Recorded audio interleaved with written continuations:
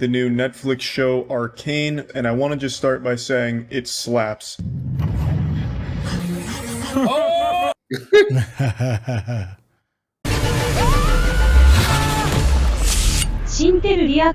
What's going on? It's your boy Syntell with the Intel, and you can already see Rekkai is in the building. What's going on, champion?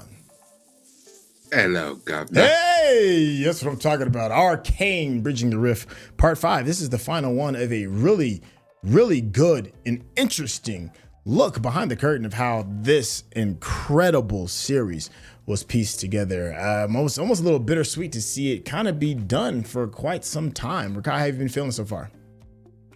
Man, this has been a phenomenal look behind the scenes, and it's kind of crazy that they gave us all of this look behind the scene, but this was really only about season one. Right. I mean, wow. Exactly. Listen, make sure you stay to the very end because you already know me and Rekkai. We're going to chop it up. Have a bit of a back and forth, if you will, over the things we've enjoyed and over some of the things that we may be scratching our heads about. So without any further ado, let's get started. I like that last one, that behind the scenes on the music. I'm so happy that they spent a whole episode just on that.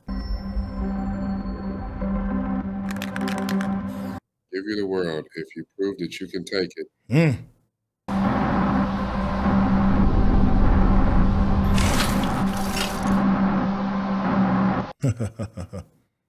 We win every award in the world. We will inevitably piss someone off. Yep, because the world hates to see a winner. Yeah. Is an Arcane, and they will want to murder us. Facts. That's crazy. He's telling the truth. For Riot Games' upcoming animated series. So, it's like League of Legends Christmas right now. If it's even like half as good as that trailer is. Right? What if you don't know these characters? What if you don't know anything about League of Legends? Would you still engage in this? Yes. Yes, we would. Thing, which was making League of Legends fans proud of their investment into the IP. Beautiful stained glass that was probably once like colorful and cheerful and happy, but now it's shattered. Breaking it down frame by frame. Video off of like the smallest teasers that we've made is impressive. Let's have a closer look at this bit, which is a technique that's stolen directly from 2D animation. We dissected it like every... Yep. Her jaw unclenches as she opens her lips. I mean, I can't imagine how much of those are going to exist. That's crazy. What everybody's going to say and what it's going to do and think about it.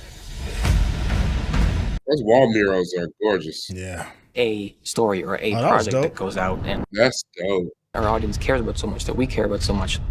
So it's, it's not easy to make decisions when you have that in the back of your head.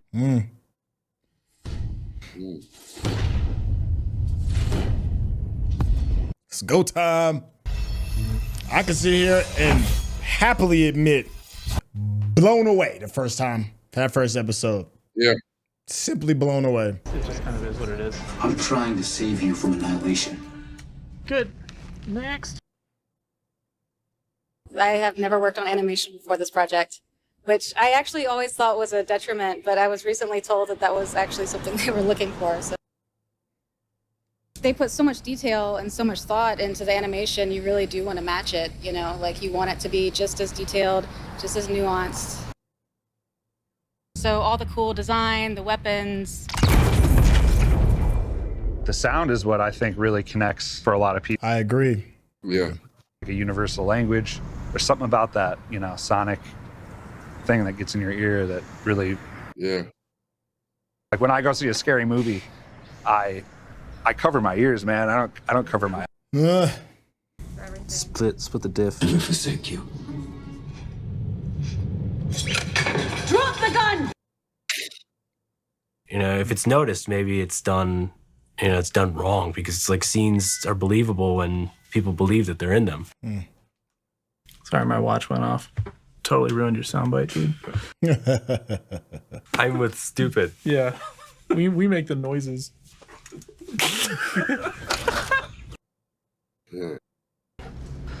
A giant empty room. This whole room for just Brad and I. Thanks, COVID. Developing the soundscapes and kind of getting some temp mixes down. These rooms are perfect for that, and then we can go to the stage and kind of fine-tune things. Exactly the same, actually, except for I have some plants. I'm a big plant guy. Plant daddy. So I had to find the best looking fake plants. Ah, you cheated. Target's got some great fake plants. These are motion picture MPSC awards. These were for a game, Resident Evil. And hopefully there'll be a third one there. You're working completely from scratch for everything. And a lot of times it's easy to just kind of do the bare minimum of what's needed for the scene, because that's create a really, really authentic sounding production track. Brad and I's Can't imagine the number of layers. work on the relationship between dialogue, music, and effects to help sell a believable story. But to sell the sheer mass of this room, you know, you add reverb. It was revolutionary. Ah, yeah. The second there was that like feeling of the words just expanding into this eerie space. Mm. It felt like every word just mattered so much more, you know? And that was the first time that scene really worked for me. Bee Gees, backgrounds. Mm-hmm. What's happening around them, what could be happening around them. Hmm. And sometimes it's a combination of stuff that you recorded in the field.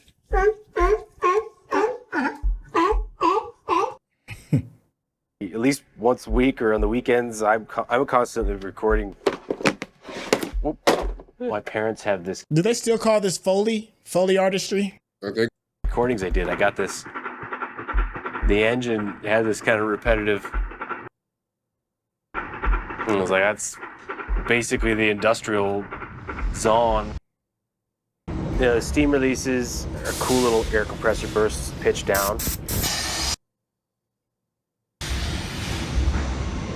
Hmm. Yeah, Foley. Yep. Mm-hmm. The Foley crew was our good buddies at One Step Up. Dan. Each one of these tracks is, you know, somebody watching this scene and doing all the feat for that one character. Footsteps, props, which is kind of like hearing the bag move. That was cool. On the table, Yeah. and it has a sound, and then gear, which is like, you know, Vi has a certain Yeah. buckle, and that buckle makes a sound. Brad and I come from a world of creating game assets and characters in game where Foley is a huge player in games.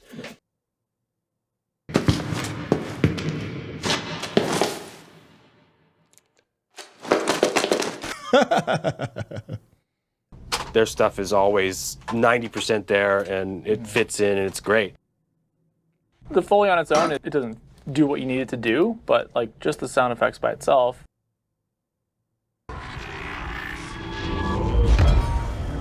Mm.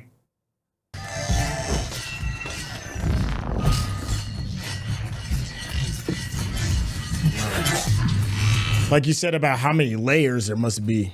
Goodness. Recordings and thought that went into sounds that came from the natural world.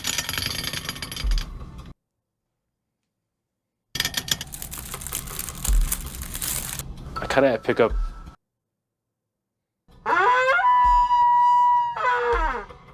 the elk are just gonna start running into the building. I took that and sampled it out. Oh. How about castanets? A lot of weird shit.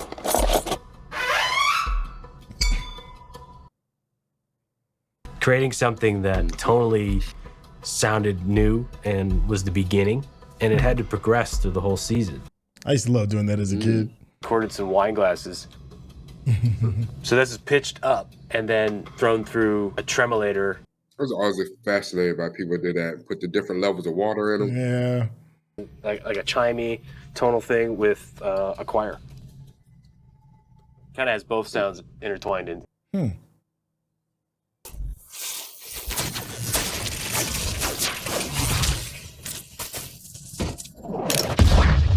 That sound I used to love. Yeah, that sounds very lightsabery a little bit. Would that be hilarious if that's just how we talk? Elliot!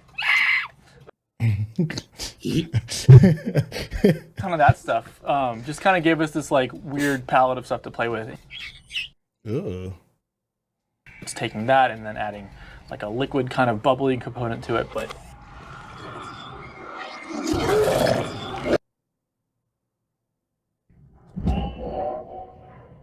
Ugh.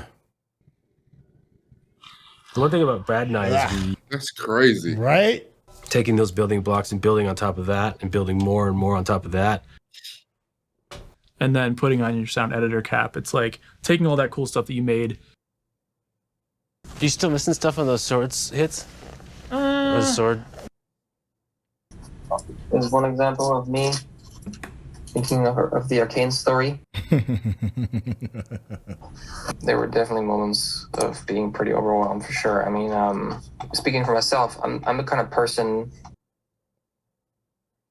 well under stress, except for when you have so many stressful things that you feel like you lose oversight, if that makes sense. With their voice talent. Thanks, 75. Profits have been plummeting. There definitely are those moments where you just feels like it just is too much. I think that's why the burnout rate for I think showrunners is like 100%. I can see that. Yeah, that's a huge piece of stress. Really, I think it won't be real to me until it actually goes out into the world. Or something like that. That's kind of like the other path, right? That would be the way that they could go back to humanity. You know, sometimes the worst thing that could happen is that you have a hit. Ah. Pharrell talks when about this that. had come out, people had hope, but no real expectations. But then when it came out and was incredible, yeah. Now you got to follow that up. How you follow that up? There's one thing about the ending that is new. We're like, oh, that's sort of the same beat we had in 206. Okay. This whole episode around, and now it's not there anymore, so let's just redo the whole thing. Middle to the on track, final run on the Death Star, that kind of location. I need to like try and figure this episode out without thinking about all the things that we've talked about. I know. Also don't want the baby to go out, Alex. We don't want to murder this baby with our bathwater. Water, we're adding bath water.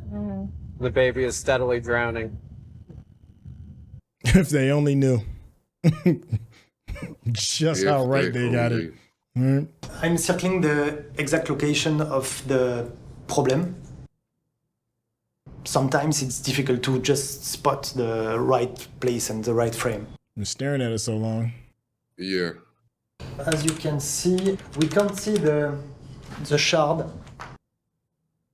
We have to see it, so it's a problem. Wow. Right from a shard. That's wild. When so many people would have just been like, that's right. Yeah, but that's the difference in excellence and mediocrity. Yep. Un petit peu avant, on fait image par image. Fortiche and Arnaud and Pascal, I really, really, really trust them. Their heart's in the right place, like you just know that they're always gonna err on the side of quality and passion. That's a good problem to have. Yeah. Man. It's the last shot of the last episode. You locked the picture? It's not totally lock. It's never lock. Until it's on Netflix. And even then, they make changes on the fly now, even in post, after post is done. Yeah. Have to. Like I lose when I play. They actually showed the final scene, huh? Wow. What could have been? That'd have been a little spoilery for those that didn't see it at the time. But I'm pretty sure this came out way after the first season aired. Ah. Now we're done.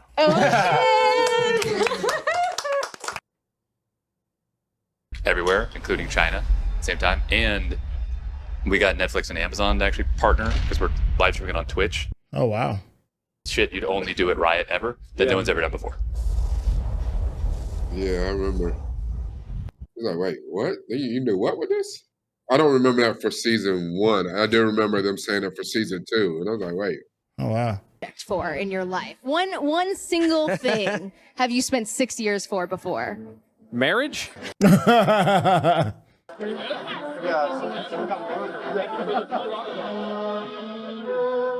the ongoing project. Crazy to realize that the day's finally come. You know, we've been working on this for a long time. We certainly didn't expect anything on this caliber for the release of it, so it's very cool.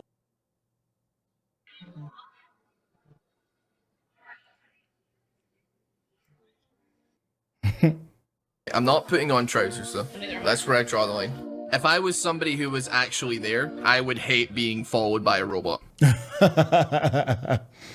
I have no problems with putting somebody into a vaguely uncomfortable situation. That is, they have to talk to an iPad that is on a stick. Here, haven't I? I'm somebody on YouTube. Wait, you actually know who the fuck I am? I'm somebody on YouTube. I watch all your videos. I'm a huge fan of your stuff, believe it or not. I mean, the dream and the hope. Right, because I played Braum in League of Legends. Wait, you're Braum? I'm Braum. Oh my god! How is the strongest master? Right, look at them meeting their legends. Yeah. The responsibility of this is kind of scary because, I mean, look, it's like the anticipation from the fans is... Vander. Black kid, he's a scientist, he's super sick, you know? And then when I got in, I was like, oh, this is a lot bigger than I thought. I hate his hair so much. Premieres. This is much different, right, than most? It's a lot cooler than most. Miss Allen. Yeah. That's Mrs. Allen right there. Incredible. Well, how do you approach this challenge? That's pretty cool. Yeah. Doing something like this, you never really know sort of what the end result is going to look like. Unbelievable. And from day one, I knew that I wanted to be involved. I just can't wait to see what the players and what fans think of the show. I'm very excited. Finally, now actually it's out and anyone tonight across the world can turn on Netflix and watch it. That makes me really happy. Should be very special, yeah. I think I'm gonna be too afraid to really see what the reactions are. And then I'm just not gonna look online for as long as I can. Oh, you're gonna look. The idea of having to someone go, meow, that is just like, safely assumes that the League audience is gonna be unmerciful. They will probably send me baskets of food.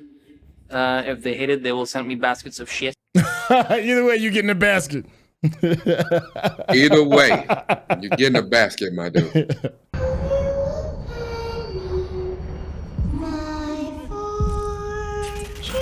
Can you imagine how watching this in like IMAX or like a 4D theater? 5 minutes of episode 3, I bawled. I like straight like ugly cried. It was just sorry, I didn't even think about it. You did that, my guy. We'll show them. We will show them all. That was a dope way to close.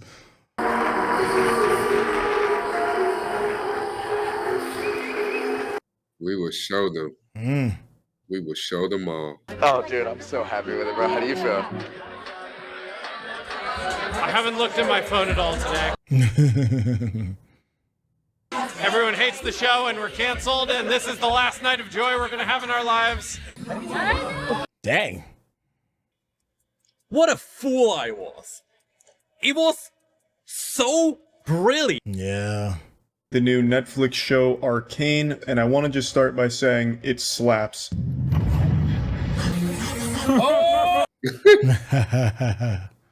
Oh wow, that's lit.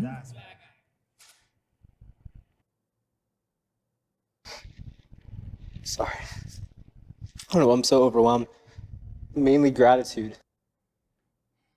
I'm so proud of what this team, like the excellence so exceeded my expectations, and I know. I literally said to him, I remember I said to him, if it goes down, we'll go down with the ship.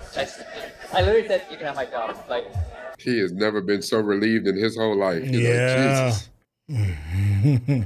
Thank you, Christian. thank you, Christian. Thank you, everybody. Et maintenant que la soirée commence! They were smiling and they were saying, it's such a relief that after 6 years now, they feel like they know they worked on something legendary, pushes the animation world forward by a significant margin. Mm-hmm. It's nice getting above it all, huh? The fact that we can spend 5 hours in just Piltover and Zon before we start to zoom out of this one little corner of the world. Wow. Just the possibility space is so wild. You know, Alex made a comment to me. He's like, I could see myself telling stories in this universe for the next 30 years. I see that. It's a smaller miracle that so many artists came together to work on one project, and you can't not be proud of what they did. About what's coming in season 2. There's always going to be tons of new stuff to discover. I think people are going to be really excited about what they find. The reason why I joined Riot is because I liked playing the game. I loved it. We just thought that this should exist because we want to watch it. We love these characters. We love these worlds. Work on Arcane right now that feel like they're working on the most important thing of their lives, like their careers. Wow. They're working on something that's going to matter. They're going to look back to and say, Yeah. yes, like that's a proud moment of my life, and I'm happy I worked on it. That's dope. Yeah.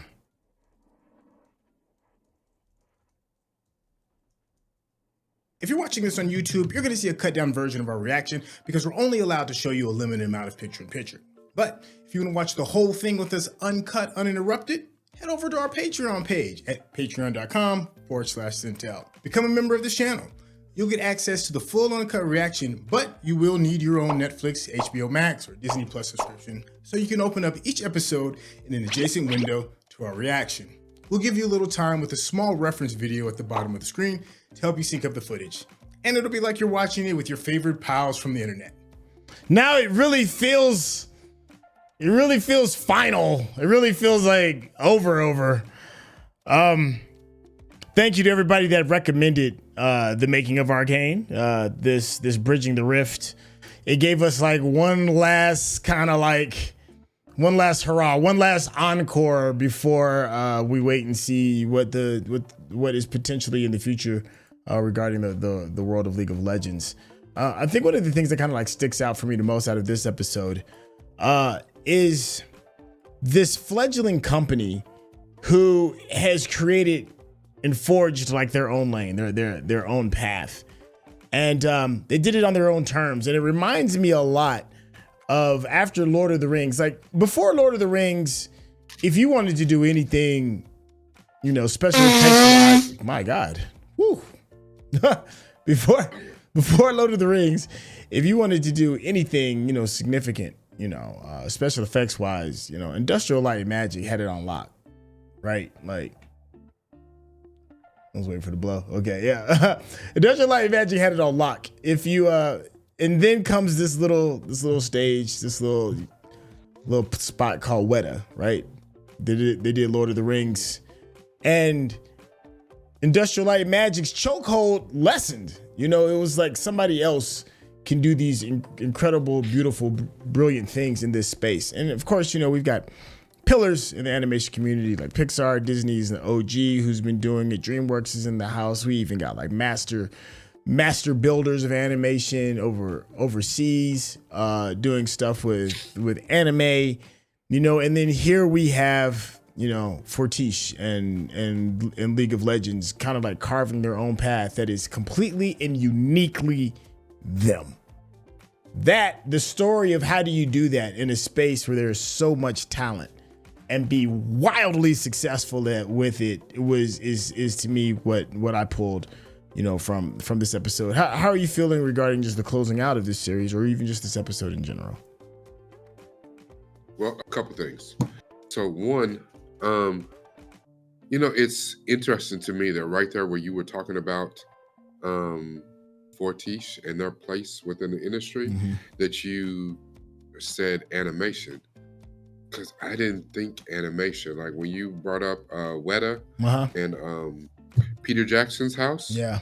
You know, it's ILM, there's Weta, but then I immediately thought of Lightstorm, James Cameron's people. Right.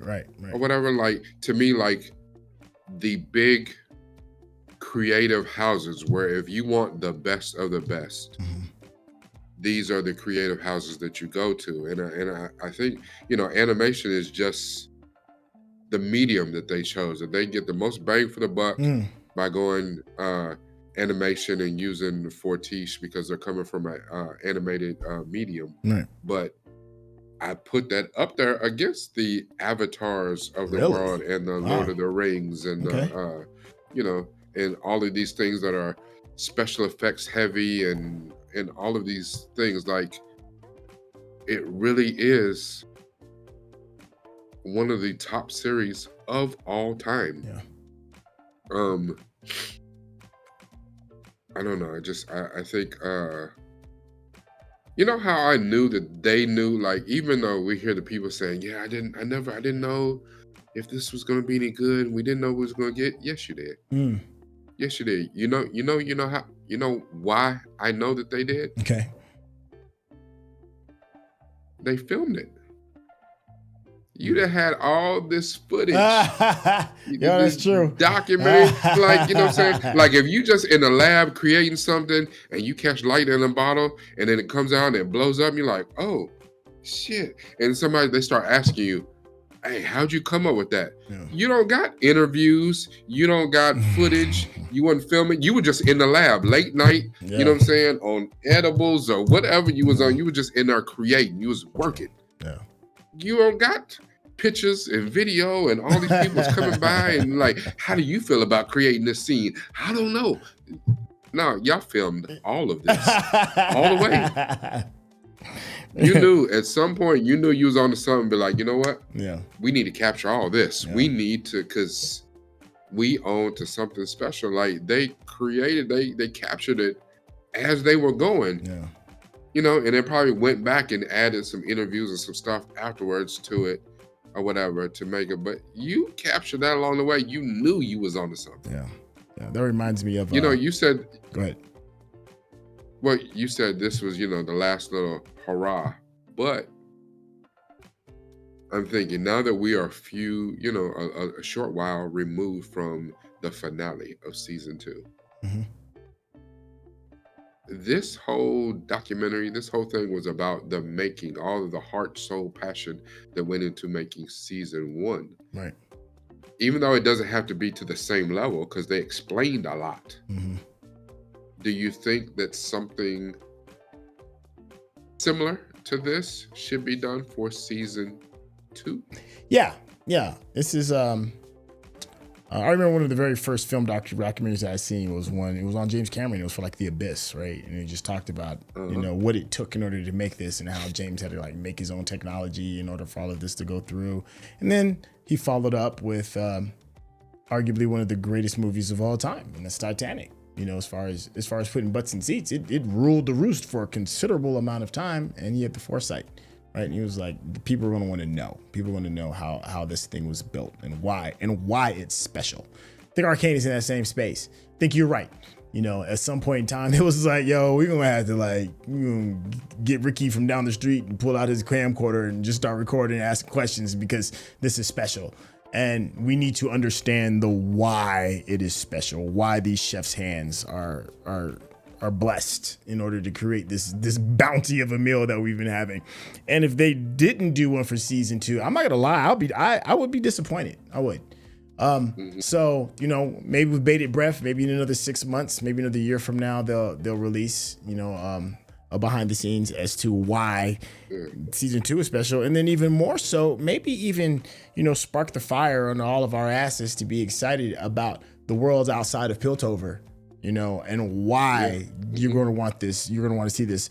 Let me interject one more small thing. And that is when we were watching season 1 and we got done and people were asking, you know, that's when we started hearing the rumors. It was like, well, there might be actually more outside of just going on in Piltover. And I felt some kind of way about that. I was like, man, I don't know. Even when we got done with season 2, I remember we even had that conversation. I was like, do you want to see more projects outside of Piltover? And I was still like, I don't know. This is so good. I don't want them to mess it up. But you know what it is? That's coming from a space of like fear, right? You know, when you see something good, you kind of want to hoard it and be like, you want to protect it and be like, no, nobody else deal with this. It's perfect just the way it is. But now that I've seen like this behind the scenes of what it took in order to break down these barriers, in order to bring these people together, to bring these brilliant artists away, I don't want to see that taken away. I don't want to see the band broke up. You know, there seems like there's a lot left in the tank, and that artistry has to shine. And seeing this has got me considerably more confident about exploring the larger world of League of Legends as a whole. So it's made me rethink and that whole idea that this one and done needs to be that. No, this needs more room to grow. This needs a documentary to show you why it's special, and so it can continue to get us all prepared. I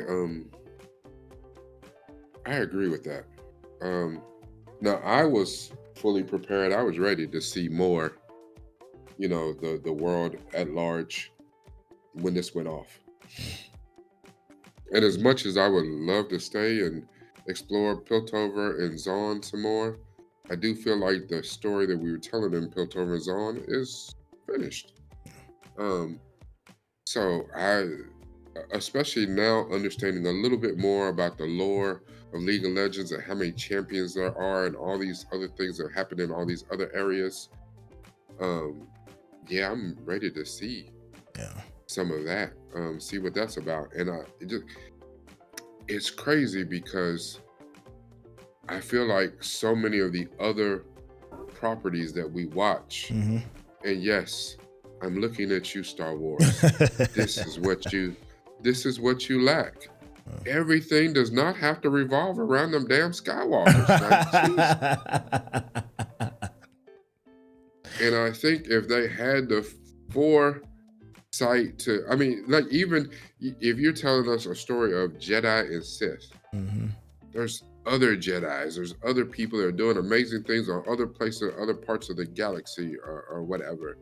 And that's what I'm interested in Arcane. Tell me the other stories of other champions, of other people I can get behind and get around. When you watch any ensemble game, since this came out of a game, and you can say, all right, I'm picking up and watching Mortal Kombat. I'm going to play Mortal Kombat. And there are 45 characters in Mortal Kombat, let's just say. Okay. You can say, this is the character that I use. This is my favorite character. I like to use this character all the time.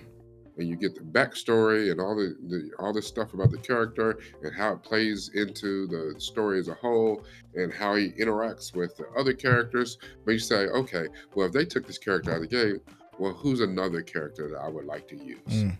And I feel that's where we're at here. Okay, we've gotten the story on Echo and Jinx and Vi and, you know, Savika and Silco and Warwick and all this type of stuff. Okay.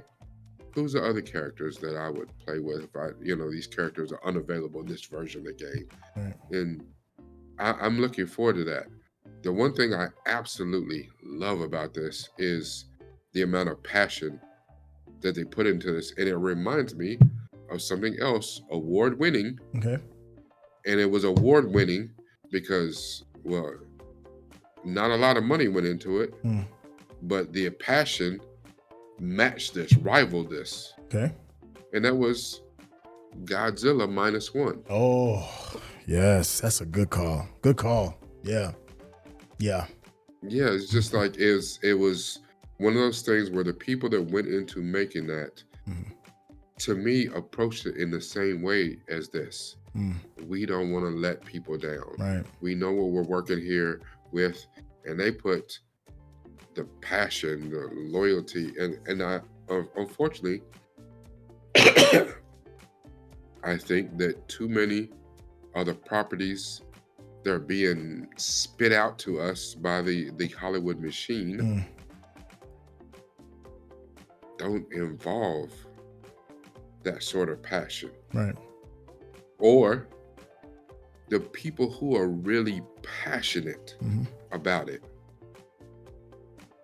are pushed aside by the bean counters, by the people who, somebody threw me a script and it's like, well, do you know anything about the property? No. Have you watched or seen any of the other series, movies, read the comic books, played the game? No, never heard of it. And that's beyond just being an actor in it. One of the people actually working on it. Well, yeah, I'm directing it. Well, what do you know about this world? Oh, nothing. But my check cleared. My check cleared. Yeah. Yeah. Let's make a movie. Like, what? No. And that's I appreciate that about your Jon Favreau's and your Kevin Feige's and your Dave Filoni's. But I think we're at a point too where, you got, especially at Disney, but not only Disney, WB Warner Brothers is notorious for what they have done with DC. It's just a travesty. And I'm not even a DC person, but what they are just doing in DC movies is just unforgivable. That's why they had to go get James Gunn. Right. I get it. You have to have some people in there with actual passion and who will put everything on the line. You heard that dude in there said, I put my job on the line. I believed in this so much, whether he was lying or whether he was 100. He said, listen, if this didn't work, you can have my job. Don't make them like that no more. Nah. It's too easy to play safe. One of my favorite quotes. I know it rubs people the wrong way, but I love it. And it's God hates a coward. You got to be bold. And these people that created this were bold in their actions. And I challenge all of you to be bold in your life as well, regarding being bold, loving somebody, being bold, getting a new job or doing something different. Because you see, what passion brings. Win, lose, or fail, you'll be changed for the better if you're just bold with the things that you do. Hey, I think it's a good place to kind of like stick a fork in this bad boy. We got a chance to see a passion project unfurl. We got to see it be birthed from concept to final product. It's just awesome. If you want to see something else be birthed from concept to final action, you are in a perfect position to watch Rekkai's path. It has been exceptional. It's been something that you need to be a part of, and you need to be a part of it in its early stages. One of the ways that you can do that is by actively contributing to his Patreon and, of course, being a subscriber on his YouTube page. Rekkai, can you tell the people how to get in contact with you? Y'all heard him, didn't y'all? Y'all heard him talking about me over here birthing stuff. I think he just making fat jokes. I don't like it. I know I'm fluffy. Boy, stop. I'm in my 10th month. I'm in my 4th trimester. Like, stop it. Leave me alone. Anyway, if y'all want to see some of my content, and I have broken down all of the Arcane episodes in my media therapy deep dive sessions for season 2. So definitely go check those out.